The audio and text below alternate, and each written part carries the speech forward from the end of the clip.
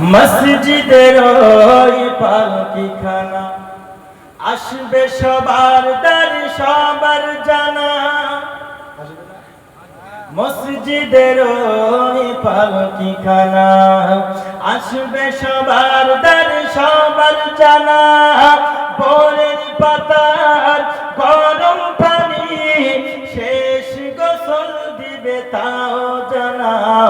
ভোরের পাতার গরম পানি শেষ গোসল দিবে তাও জানা। গোসল শেষে সাদা কাফনে চির বিদায় দিবে মনা।